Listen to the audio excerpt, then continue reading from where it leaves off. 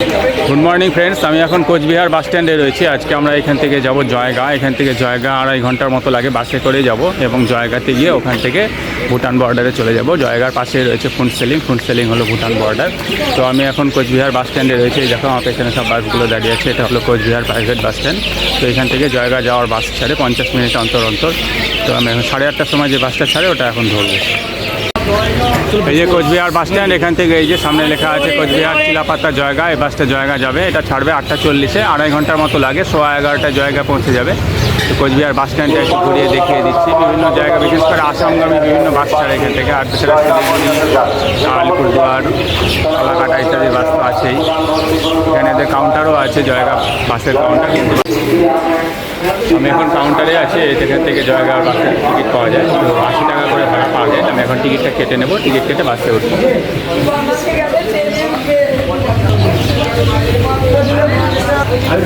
আমি এখন এখান থেকে টিকিট নিয়ে নিচ্ছি। আমাদের টিকিট 11, 12, 15, 16 নম্বর সিট। আর এই যে আমাদের বাস ছাড়বে, টাইম হয়ে এসছে। বাসে উঠে যাব এখন। আমরা এখন জয়গাঁওর বাসে উঠে পড়েছি। সিট আমাদের, আমি এখন বসবো। বসে আছি সবাই, আমার ফ্যামিলি মেম্বাররা। ছাড়বে একটু পরে বাস। তো এখন আমরা সিট নিয়ে নিয়েছি।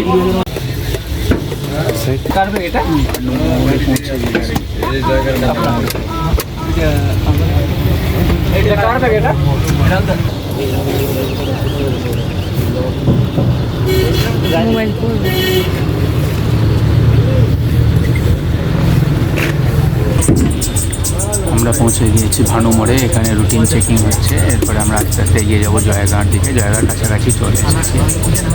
এখানে পুলিশ চেকপোস্ট রয়েছে। চেকিং হয়ে গেল, এখন আমাদের বেরিয়ে যাবো।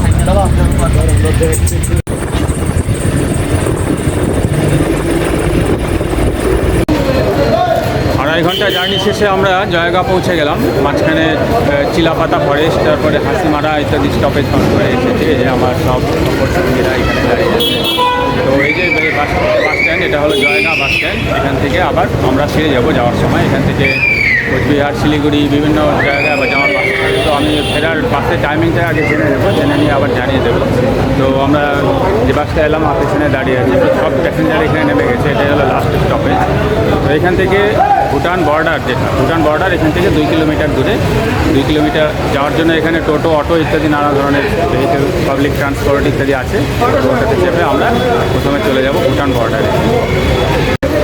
তো আমরা বাসের স্টাফেদের থেকে জেনে নিলাম এখান থেকে ফেরার যে লাস্ট বাস সেটা আছে 6টায়, এবং তার 1 ঘন্টা আগে 4:18-তে আছে, 5টার দিকে একটা আছে। মোট কথা এখান থেকে ফেরার লাস্ট বাস হলো 6টাতে, সেটা একটু মাথায় রাখতে হবে। এই যে এটা দেখাচ্ছি, এটা হলো জয়গা বাস স্ট্যান্ড। এর ভিতরে বাসগুলো সব দাঁড়ায় এবং থেকে আবার ছাড়বে। তো আমি এখন জয়গাঁওতেই রয়েছি। এখানে একটু খাওয়া দাওয়া করে ব্রেকফাস্ট করে নেবো, কারণ কোচবিহার থেকে অনেক সকালে বেরিয়েছিলাম। তো ব্রেকফাস্ট করার সেরকম সুযোগ হয়নি। এখানে একটু ব্রেকফাস্ট করে নিয়ে তারপর চলে যাব। তো মনে রাখতে হবে যে কোচবিহার থেকে আসার জন্য কিন্তু ট্রেনও আছে, তবে ট্রেনটা কিন্তু টাইম ম্যাচ করে না। দুটো লোকাল ট্রেন আছে, তো টাইম ম্যাচিং করে আসা খুব মুশকিল। সেক্ষেত্রে আসা যেতে পারে কোচবিহার থেকে প্রথমে আলিপুরদুয়ার, এবং আলিপুরদুয়ার থেকে আবার হাসিমারা এসে হাসিমারা থেকে আবার অটো বা প্রাইভেট কারে আসতে হবে, কোনো হায়ার শেয়ার ট্যাক্সি ইত্যাদিতে আসতে হবে। আর না হলে যেটা আমি করেছি, যে কোচবিহার থেকে সরাসরি জয়গাঁও বাসে উঠে পড়েছিলাম। জয়গাঁও বাসে উঠে জয়গাঁওতে এসে নেমেছি, এবং এখান থেকে সহজে আমি 2 কিলোমিটার দূরে পার হয়ে ভুটানে ঢুকে যাব। তো এটা আপনারা ট্রাই করে দেখতে পারেন যে কোচবিহার যদি থাকেন, তাহলে আপনারা কোচবিহার থেকে জয়গাঁওর যে বাসগুলি ছাড়ে সেই জয়গাঁওর বাসে চেপে আপনারা জয়গাঁওতে সরাসরি চলে আসবেন। আর যদি জার্নি করতে বাস জার্নি আপনাদের পছন্দ না হয় বা করতে না চান, তাহলে আপনারা কোচবিহার থেকে আলিপুরদুয়ার বা হাসিমারা চলে আসবেন। হাসিমারা থেকে আবার শেয়ার ট্যাক্সি বা অটোতে করে আবার এখানে চলে আসতে হবে। এখানে আমরা একটা ভাতের হোটেল পেয়ে গেছি, ভাত খেয়ে নেবো। ভাত খেয়ে নিয়ে তারপরে এখানে টোটো না অটো কী পাচ্ছি দেখি, চেপে আবার আমরা বর্ডারে চলে যাচ্ছি। তো আগে আমরা খেয়ে আমরা এখন টোটোতে উঠে যাব। টোটো উঠে এখান থেকে আমরা বর্ডারে পৌঁছে যাব। 10 টাকা করে পার হেড ভাড়া নেবে। এই যে আমাদের গাড়ি বাস স্ট্যান্ড থেকে পাওয়া যায়, বাস স্ট্যান্ডের বাইরে থেকেও ছাড়ে।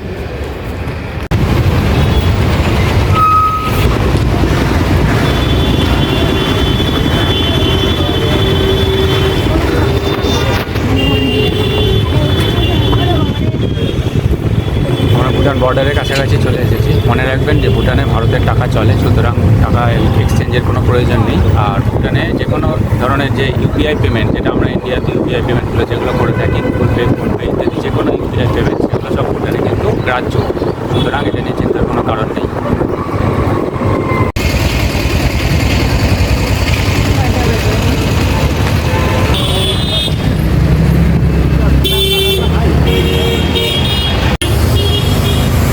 আমরা পৌঁছে গেলাম ভুটান গেটে। এই যে আমার সামনে যে বিশাল গেটটা দেখছেন, এটি হলো ভুটান গেট। ওদিক দিয়ে ভুটানে প্রবেশ করতে হবে। আর এখানে কিছু লোকাল সাইট সিন যারা করায়, সেই সাইট সিনে যে বিভিন্ন ধরনের যে গাড়িগুলো আছে, সেই গাড়ির রেটগুলো লেখা আছে, আপনারা একটু দেখে নিন।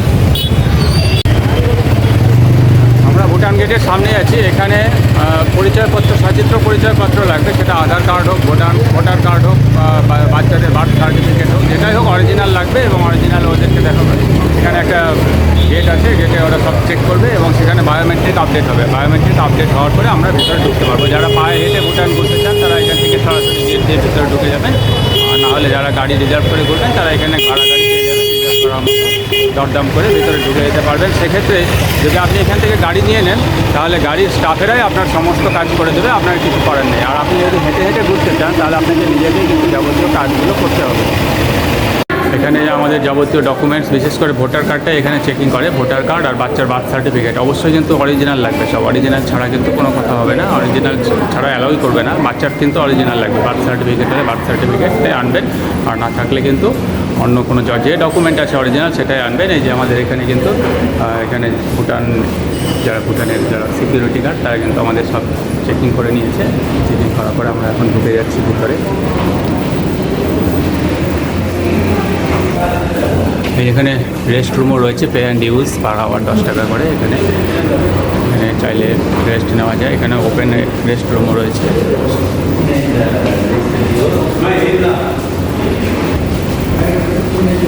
রয়েছে এটিএম, বিভিন্ন ব্যাংকের এটিএম রয়েছে, টাকা তোলা যেতে পারে প্রয়োজনে।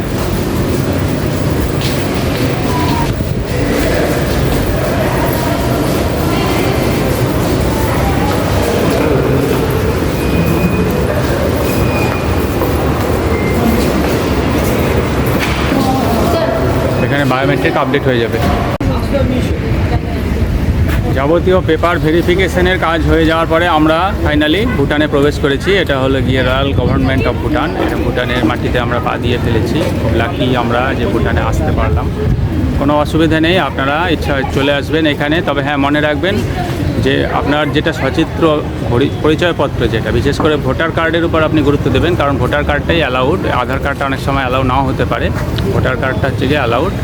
আর বাচ্চার ক্ষেত্রে যদি আপনার ভোটার কার্ড তো থাকবে না, খুবই স্বাভাবিক, সেক্ষেত্রে কিন্তু বাচ্চার বার্থ সার্টিফিকেট ইন অরিজিনাল ছাড়া কিন্তু অ্যালাউ করে না। কিন্তু আগে বারবার বলেছি, যেটাই আপনার যাবতীয় যেগুলো ডকুমেন্ট আনবেন সেগুলো সবই কিন্তু অরিজিনাল আনবেন। এই যে আমার পেছনে দেখুন, এটা হচ্ছে গিয়ে যাবতীয় চেকিংয়ের পরে এখানেই হয়। ইমিগ্রেশন বলতে পারেন, লেখাই আছে পেডেস্ট্রিয়েশন টার্মিনাল, অর্থাৎ এখানে যারা পায়ে হেঁটে প্রবেশ করবেন তাদের ক্ষেত্রে এটা দিয়ে আসতে হবে। যাবতীয় ভেরিফিকেশান হওয়ার পরে এটা দিয়ে কিন্তু প্রবেশ করতে হবে। আর পাশেই কিন্তু এই পাশে ভুটান গেটটা আছে, যেটা আপনাকে একটু আগে দেখিয়েছি। যারা গাড়ি নিয়ে আসবেন, গাড়ি নিয়ে যাওয়া আসা করেন, তারা ওই গেট দিয়ে ঢুকেন। তো আমি এখন ঘুরবো, ভুটানটা ঘুরে আপনাদেরকে ভুটান দেখাবো কোথায় কোন কোন স্পট রয়েছে। হ্যাঁ, এখানে একটা কথা মনে রাখবেন যে ভেতরে ঢোকার পরেই কিন্তু এখানে প্রচুর গাড়ি চালক রয়েছেন, যারা আপনাকে ঘুরিয়ে দেখাতে চাইবেন। 4টা স্পট দেখান মেইনলি।